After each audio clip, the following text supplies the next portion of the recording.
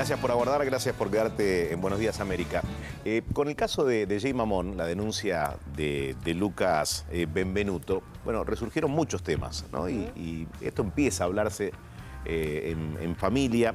Le consultaba al doctor Fernando Tarragán, está aquí con nosotros, médico neuropsiquiátrico, si se empodera a la gente y empieza a denunciar, y si también genera, ¿no?, una serie de consultas desde el punto de vista de la revictimización. ¿Qué es la revictimización? No, la revictimización tiene que haber habido una víctima, obviamente, y generalmente esa víctima ha padecido un trauma porque aquel evento que padeció fue cargado con una gran emoción negativa, un gran caudal emocional negativo, y eso ya te da la caracteriza que si alguna vez lo vas a rememorar, o lo vas a tener que revocar, o lo vas a tener que contar, se va a movilizar esa gran carga negativa con la que ingresó dicha información.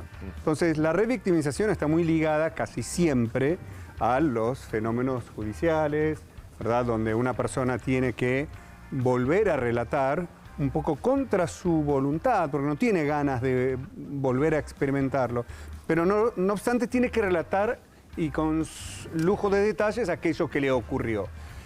Y si vamos por la definición, no es un relato indiferente, no es un evento cualquiera. Hoy estaba caminando por la calle con un cucurucho, se me cayó de lado. Algo que uno cuenta y... Uno tiene que relatar algo, pero se conmueve el individuo porque se vuelve a poner en movimiento ese gran caudal, ese flujo de emoción tan negativa que hizo que aquel evento fuera traumático.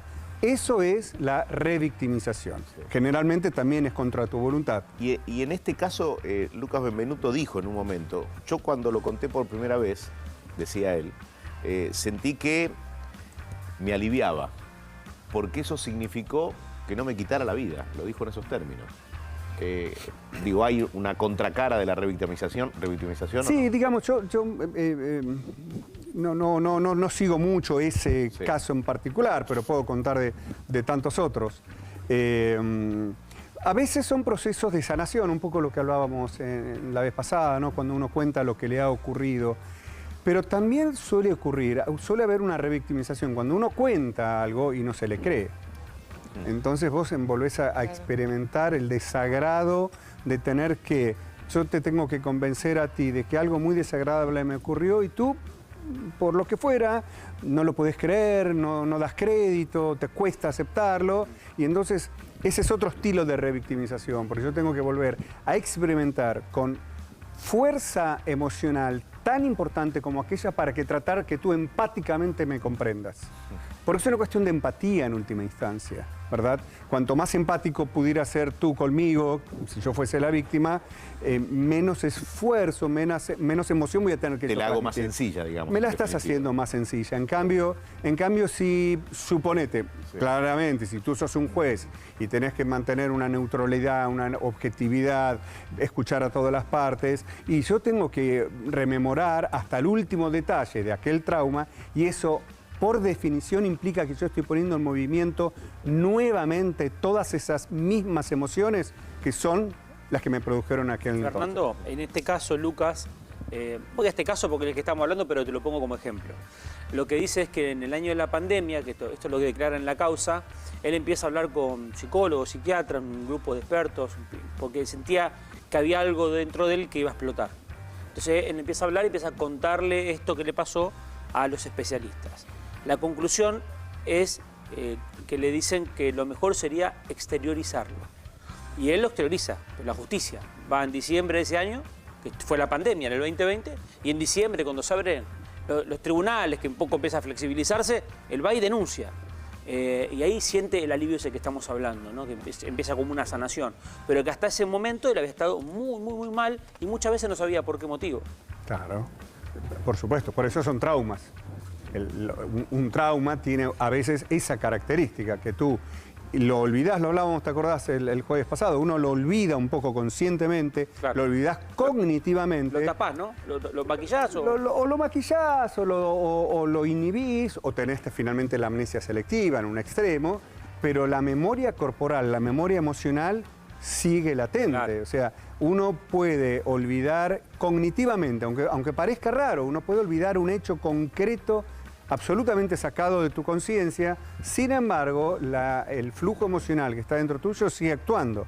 Y eso es muy común, por ejemplo, como decíamos vez pasada, en los delitos de índole sexual, donde una persona olvidó, necesitó olvidarlo y por completo, logró olvidarlo, sin embargo, en su vida íntima, en su vida de relación, no sabe por qué, tiene enormes dificultades de acercamiento, de intimidad, y todo pareciera que fueran problemas de personalidad. Hasta que... Fernando, ¿hay ejercicios para recuperar los recuerdos? Voy a decir algo, sí, claro que sí. Hay ejercicios para recuperar los recuerdos, pero hay un famosísimo juicio en el año 1991 en los Estados Unidos, en el cual un grupo de terapeutas, con muy buena intención, trajo a la luz el recuerdo de una presunta violación. ¿Por qué? Porque los recuerdos, lo que es inmanente es el recuerdo emocional. Algo que fue negativo 30 años atrás, claramente va a seguir siendo negativo 30 años después. Pero la construcción de tu memoria es la memoria de la memoria, y vos rememorizás la memoria de aquello que memorizaste. Entonces, un poquitín como el teléfono roto, sí, el juego, el teléfono descompuesto. Entonces, puede llegar a ocurrir que uno tenga recuerdos, crea recordar eventos que en realidad nunca sucedieron, o nunca sucedieron en tal magnitud. Lo que te lleva a suponer eso es la magnitud de la emoción desagradable que tenés. Pero, y aquel fue un juicio muy famoso en el cual se demostró que lo que aquella persona dijo que le había pasado, nunca había ocurrido. Doctor, ¿qué pasa cuando el denunciado se siente víctima? Porque cree que injustamente lo están señalando.